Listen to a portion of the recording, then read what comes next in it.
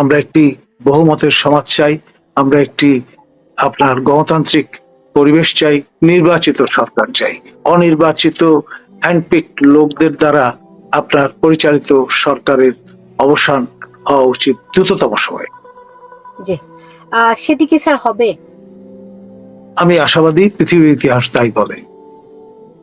যেহেতু আপনি নিজে কখনো কারো সঙ্গে বা কারো মত মতো চলেন না, কিন্তু অনেকেই মনে করেন যে আপনি কোনো না কোনো পক্ষের মতকে রিপ্রেজেন্ট করেন, বিষয়টি কি এরকম নাকি?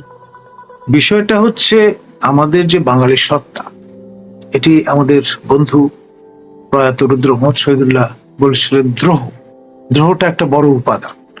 এটি আপনার আমার সবার মধ্যেই সুপ্ত বালু অবস্থায় আছে। আমি সেই সত্তাটি জাগ্রত করবার চেষ্টা করছি। ছোটবেলা থেকে আমি রাষ্ট্র দার্শনিক আহমদ ছফার সংস্পর্শে এসেছি। তিনি পরের মুখের ঝাল খেতে অভ্যস্ত ছিলেন না, এবং পরবর্তীতে বিশ্ববিদ্যালয় জীবনে এসে পরিচিত হয়েছি আমার অগ্রজ প্রতিম সলিমুল্লাহ খানের সঙ্গে। এবং এই যে দুদকের চেয়ারম্যান ডক্টর মোমেন, তাকেও কিন্তু আমি দীর্ঘদিন ধরে চিনি, ছোটবেলা থেকে। তিনি আমার মায়ের ছাত্র ছিলেন, আমার কাজিনের পিএস হিসেবে দায়িত্ব পালন করেছেন। আচ্ছা, আমাকে বলেন তো একটা জিনিস, আমি একটু খোঁজ নেওয়ার চেষ্টা করছিলাম, আমি তো 10 বছর দেশে নাই। তো এই যে ডক্টর মোমেন, উনি কি কখনো বিআরটিএ তে ছিলেন? বিমানে ছিলেন? বিমানে ছিলেন, জি। এবং ঢাকার ডিসি ছিলেন?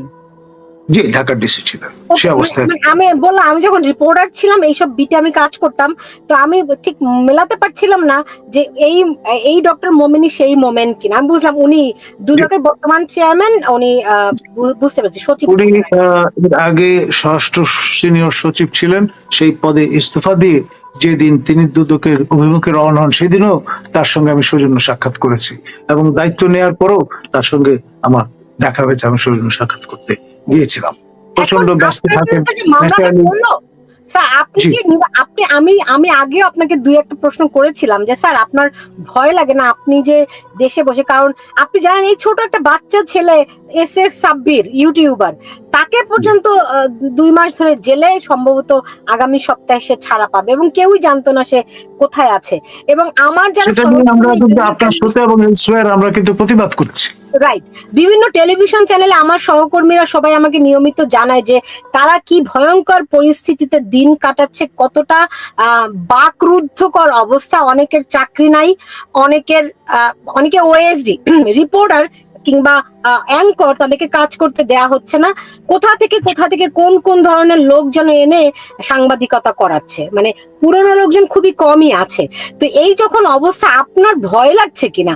অনেকে কিন্তু আমার এই অনুষ্ঠানে আপনাকে সাহস যোগাচ্ছে, যেমন একজন বলছেন যে স্যার ভয় পাবেন না, আপনি মেধাবী মানুষ, আপনাকে মূল্যায়নের সুযোগ ছিল, এই সরকার করেনি। আরো অনেকে বলছেন যে স্যার ভয় পাবেন না। ভয় পান নাকি স্যার? ডেফিনেটলি না।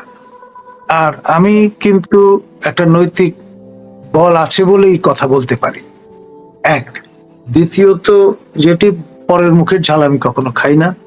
তৃতীয়ত, আমি সবসময় কনসিস্টেন্টলি আপনার উচ্চকণ্ঠ ছিলাম। আমার ধরনটা পরিশীলিত, ঝগড়া সুলভ নয়, 1 2। 3 নম্বর হচ্ছে, আমি ব্যক্তিগতভাবে প্রফেসর ইউনূসকে আমি যখন লেকচারার তখন থেকে চিনি, এবং তারকে নিয়ে যখন হেনস্থা করা হচ্ছিল তখন কিন্তু তার সপক্ষে আমরা অবস্থান নিয়েছিলাম, কথা বলেছিলাম। তিনি নিজে একজন দণ্ডিত ব্যক্তি হিসেবে শপথ গ্রহণ করেছেন। এটা নিয়ে সিনিয়র সাংবাদিক AK-M পাটোয়ারি যখন প্রশ্ন তুললেন শোতে, তারপর তড়িঘড়ি করে তার দণ্ড মওকুফের ব্যবস্থা হলো। এই সরকারটা তো পুরোটাই গোজেমেলে।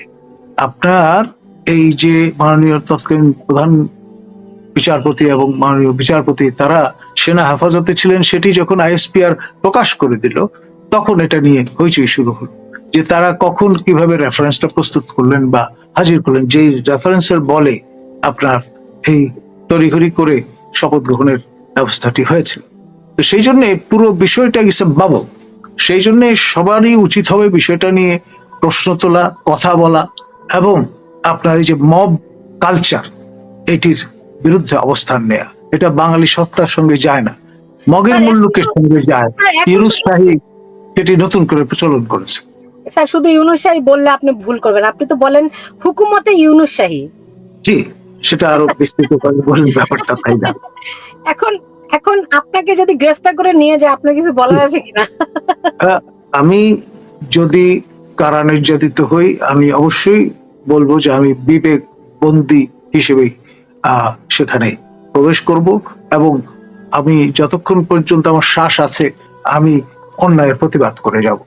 আপনার এই ট্র্যাডিশনটা, এই ইনস্টেন্সটা এই জীবনের একেবারে শেষ পর্যায়ে এসে সংস্থাপন করাটা জরুরি।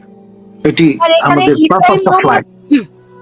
ইব্রাহিম মোহাম্মদ একটি প্রশ্ন করেছেন যে আপনার কথা বলছেন, আপনি শেখ হাসিনার আমলে চুরি করেছিলেন, সে বেগম রোকেয়া দুর্নীতি করেছে, তার বিচার হওয়া উচিত।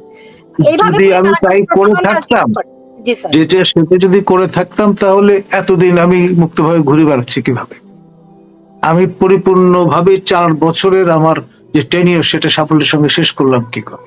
তার আগেও তো বিইউপিতে আমি প্রো ভাইস চ্যান্সেলরের দায়িত্ব পালন করেছি। ঢাকা বিশ্ববিদ্যালয়ে 10 বছর আমি টানা সহকারী প্রক্টর হিসেবে দায়িত্ব পালন করেছি। বিভাগের চেয়ারম্যান ছিলাম, একটি সেন্টারের আমি ডিরেক্টর ছিলাম। তো এই ধরনের বানোয়াট কথাবার্তা বলার তো কোনো সুযোগ নেই, এবং সেটা বেসিক্যালি দীপুমণির লেসপেন্সাররা এই ধরনের কথাবার্তাগুলো বলে বেরিয়েছে তার ইঙ্গিতে, এবং সেই জন্যই এই জনমনে অনেকের মনে এই বিষয়টা আছে। সেই জন্য আমি দুর্নীতির প্রতিবাদ করেছি বলেই আমার বিরুদ্ধে এই সমস্ত অভিযোগ উত্থাপন করা হয়েছে। আমি যদি টো করতাম, দীপুমণির ধরা হতাম, তার সমস্ত আদেশ নির্দেশ অন্যায় আবদার মেনে নিতাম, তাহলে কোথাও এই ধরনের কোনো ট্রেস থাকতো না।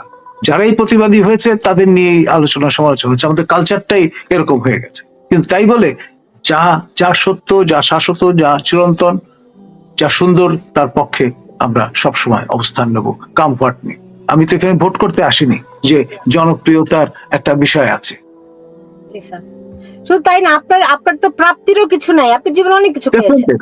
আমি আমার প্রফেশনের সর্বোচ্চ যে অ্যাটেইনমেন্ট, ভাইস চ্যান্সেলর হওয়া, প্রো ভাইস চ্যান্সেলর হওয়া, চেয়ারম্যান হওয়া, এই ডিরেক্টর হওয়া, এগুলো তো আমি ইতিমধ্যে শেষ করে ফেলেছি। আমি একদম শেষ পর্যায়ে আছি আমার ক্যারিয়ার।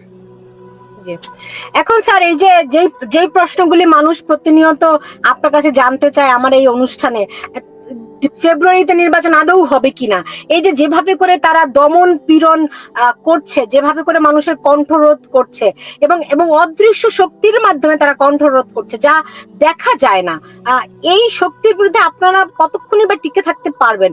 এবং ফেব্রুয়ারিতে যদি তারা নির্বাচন না দেয়, তাহলেই বা কি হবে?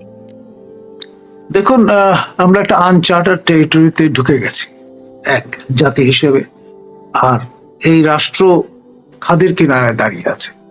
যে সমস্ত কাণ্ড কারখানা চলছে সবই সেলফ সেন্টার্ড একটা মোটিভ থেকে ডিরেক্টেড।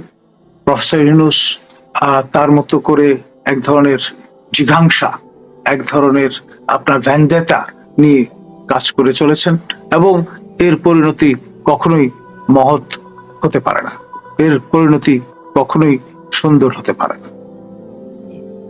তা তো অবশ্যই নয়। এখন স্যার, আমি শেষ করব, আমাকে যদি একটু বলতেন যে যদি কোনো কারণে আপনাকে আটক করা হয়, সেক্ষেত্রে আপনার কি বক্তব্য থাকবে, এবং আমরাই বা কি করতে পারবো? আমি শুধু এইটুকুই বলি, মানে ভয় কি মরণে, তাই না?